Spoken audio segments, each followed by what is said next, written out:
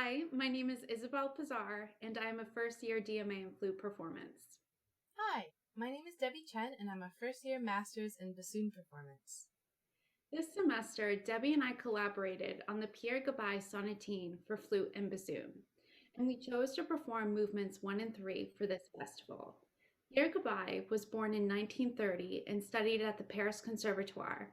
His compositional style is described as being close to the French neoclassical tradition, which you will hear in this piece through the clarity of the articulation in both the bassoon and flute, as well as the sense of clarity in the musical structure of both the first and third movements. To record this piece, we used BandLab, and since the tempo did not change significantly in either movements, I would first record to a click track, and then Isabelle would record her part listening to mine. In our opinion, this piece is stylistically silly and lighthearted, which is brought out by the various rhythms and playfulness between the passing of the melody. Since we recorded to a click track, the difficulty was not so much staying rhythmically exact and in time, but trying to bring out the unique character in the various sections in each movement. With Professor Winsense, we discussed how, as musicians, we like to take time and stretch phrases, but there are also ways to create character without taking time, especially if it is not intended by the composer.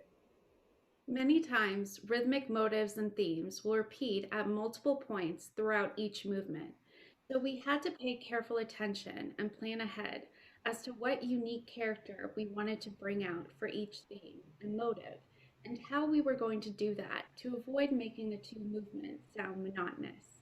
Both Carol Winsense and Frank Morelli worked with us on how to really bring about these changes in character. You might think,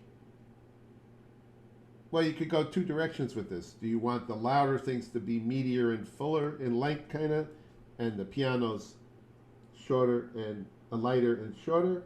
Or sometimes because of tonguing, is it better to think of the louder as shorter and the piano as a little more delicate do do do do do articulation, right?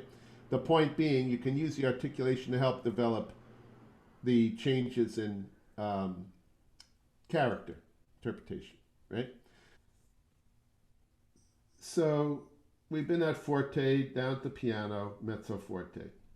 I would say in this piece, similar to Poulenc, mezzo forte means not very loud. Piano means piano. To help, in this you do the same thing in the Poulenc sextet, to make the piece not sound overly frenetic all of the time, or a lot of the time.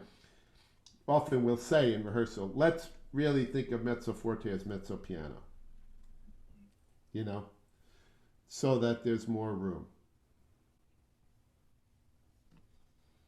And so you had your first theme, circus-like, right? Right? It's a little bit circus-like in the best way. I mean, that's it. Festive. Right?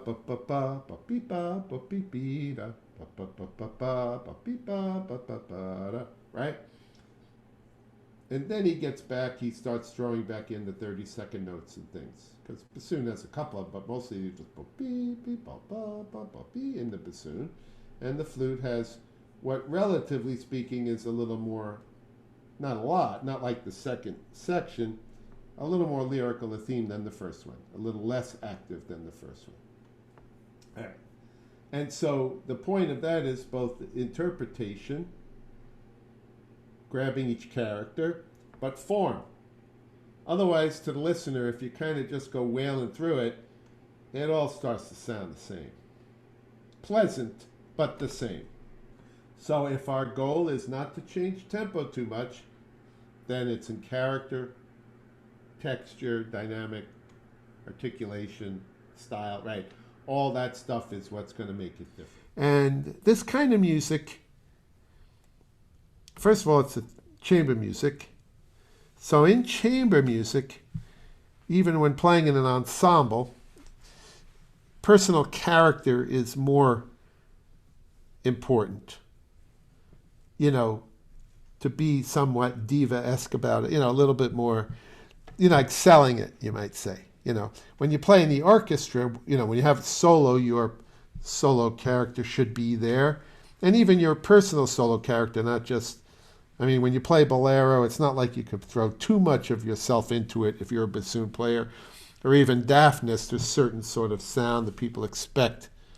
It's Isabelle playing deafness, but still, you can't make it too much your own. I mean, you can do a little bit, right? But even though it's the flute is unarguably, I mean, undoubtedly, I mean to say, the star of the show, or that, or Afternoon of a Faun or something, still you're fitting into a large picture. You're part of a larger painting. Here it's a miniature. Music plays a really big role in storytelling. What kind of characteristics do you hear in the piece that you're about to listen to? We both had a blast bringing about the different characteristics in each movement. We hope We you hope you enjoy. enjoy the performance.